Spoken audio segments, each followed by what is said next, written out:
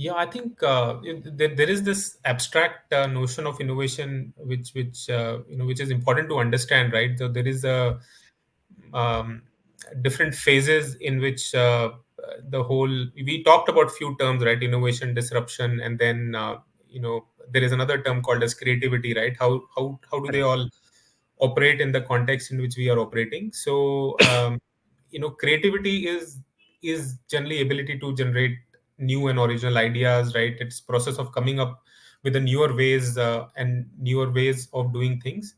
But when you add execution to creativity, I'd like to call innovation creativity with execution, like implementation of the idea. So for me, for innovation to be successful, there has to be adoption, there has to be a feedback loop which is generated, there has to be users who are actually using what you have built, and they're constantly giving you feedback to improve it and make it better. And then the third stage is disruption, where you've really created something which really changed the course of the way things are done, right? So innovation is not something that we are born with. I think that our whole environment plays a huge role Correct. uh, in deciding or in determining how innovative we turn out to be eventually.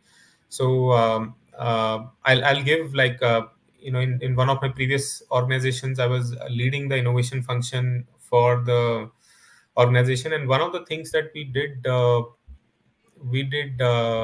lay a very specific stress on was the environment that we are creating for people to generate the ideas, and that included things in the varied proportions, right? I think one was even your surroundings, right?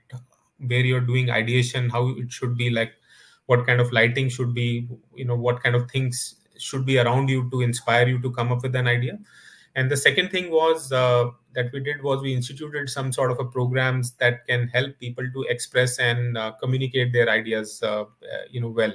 And what we saw, right, over a period of time, I ran till about three iterations of that program, the whole, for 3 years. And what we saw over a period of time, there were clear signals that people were responding to the interventions which have been added there, which really, uh, you know, pro, help me believe that there is the hypothesis whether innovation can be taught. I think if you create the right kind of environment, it can be really taught and imbibed over a period of time, right? I think there is nothing that cannot be done,